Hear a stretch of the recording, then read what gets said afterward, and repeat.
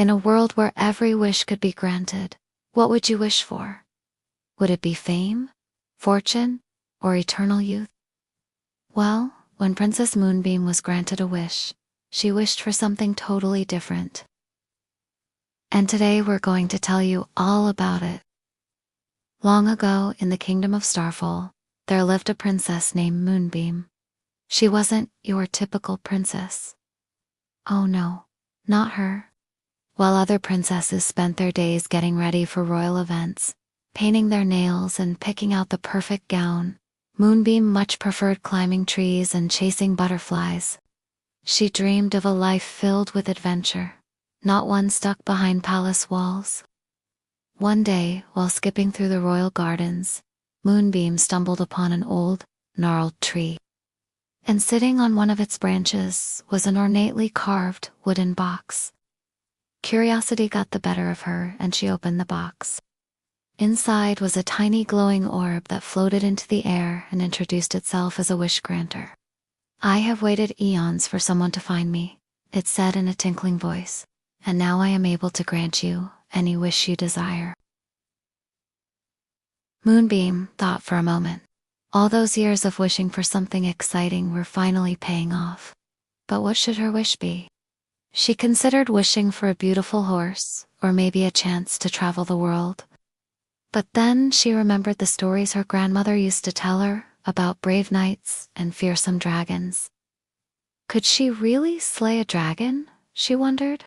That would be a truly exciting adventure. So that is exactly what she wished for. The wish granter waved its magic wand and poof. In front of the surprised princess stood a dragon. A magnificent beast with emerald green scales, wings like sails, and eyes that burned like molten gold. Its tail whipped back and forth, knocking over flower pots and sending birds fluttering into the sky.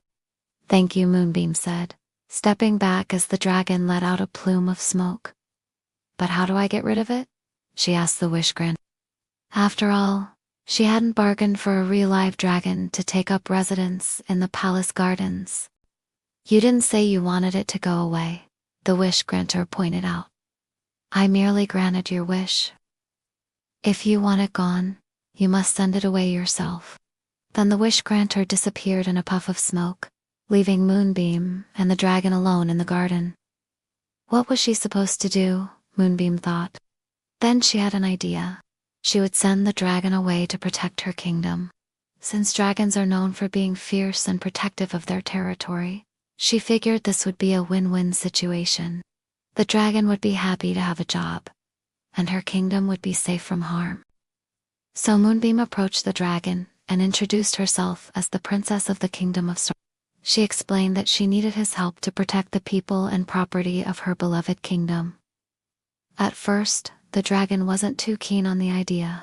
He liked living in the palace gardens and didn't feel like working. But Moonbeam wouldn't give up. She reminded him that he was a dragon, a powerful creature who could do anything he set his mind to. Plus, being a protector meant he could eat all the livestock he wanted. No more having to scrounge for food. Finally, the dragon gave in and accepted the role of protector of Star. He agreed to live in the tallest tower of the tallest building in the kingdom and guard it day and night. Every morning before sunrise, he would fly around the entire kingdom, keeping an eye out for danger. And if he saw anyone causing trouble, he would breathe a small amount of fire on them, just enough to scare them away. Moonbeam was so relieved. It took a few weeks, but eventually everyone in the kingdom forgot about the dragon. They still occasionally heard his mighty roar or saw the flash of his emerald scales against the setting sun. But for the most part, Dragon kept to himself, watching over the kingdom from afar. Meanwhile, Princess Moonbeam decided that if she was going to be the ruler of this kingdom one day, she needed to learn how to act like a proper princess. She started taking lessons on how to walk, talk, and behave in public. Years passed and soon it was time for Moonbeam to find a husband. The king, her father, wanted her to marry the prince of a neighboring kingdom. But Moonbeam wasn't so sure. She had heard stories about the neighboring kingdom. When Moonbeam told her father that she didn't want to marry the prince, he got very angry. "How dare you?" he shouted. "You are a princess, and it is your duty to marry well. You will do as I say and marry the prince." Moonbeam knew her father wouldn't change his mind, so she stopped arguing and started planning her escape. The day before her wedding was to take place, she packed a bag with some of her favorite things, including her late mother's diary. Then she snuck out of the palace and into the forest. She didn't know where she was going, but she knew she didn't want to stay in the kingdom. As she walked deeper and deeper into the woods, Moonbeam realized that she had made a mistake. She didn't have anyone with her, no guards to protect her, and she didn't know how to survive in the wild. Suddenly, she heard a twig snap behind her.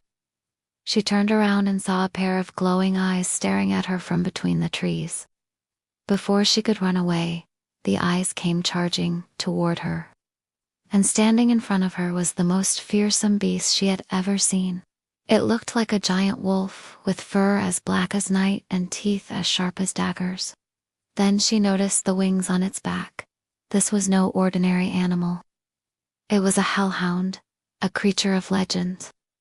She shut her eyes tight, waiting for the attack that never came. Instead, she heard a deep growl. When she opened her eyes, she saw the hellhound nudging her hand with its nose. As she reached out to stroke its head, she felt a surge of power course through her body.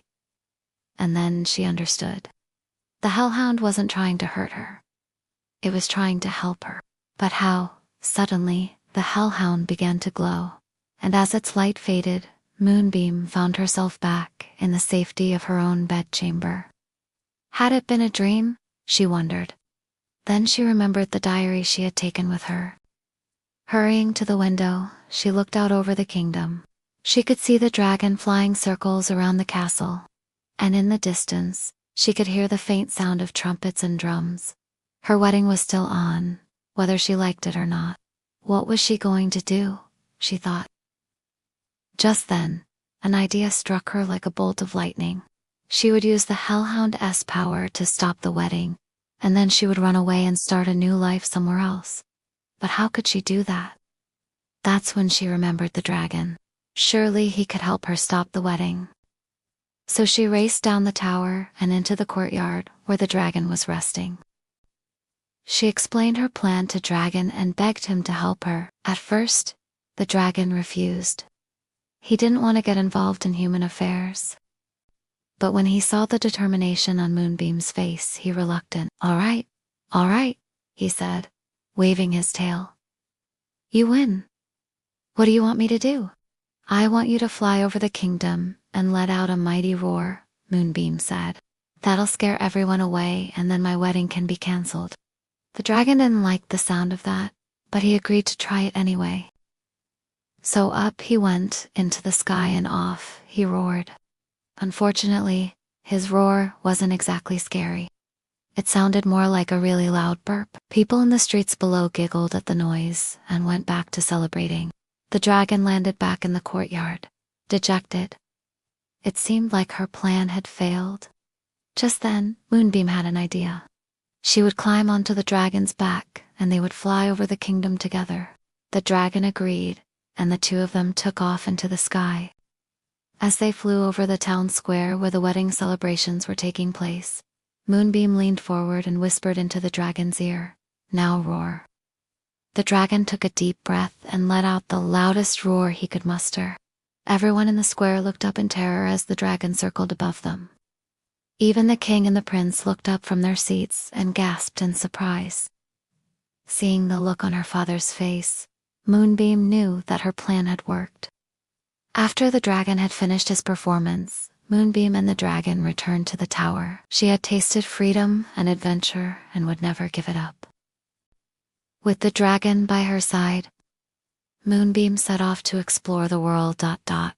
And although they never did find a way to break the curse, Moonbeam was happy because she knew that she was free. So remember, no matter what wishes you make, be careful what you ask for. It might just come true. And sometimes the greatest adventure is the journey you never planned but end up taking anyway. Thanks for watching.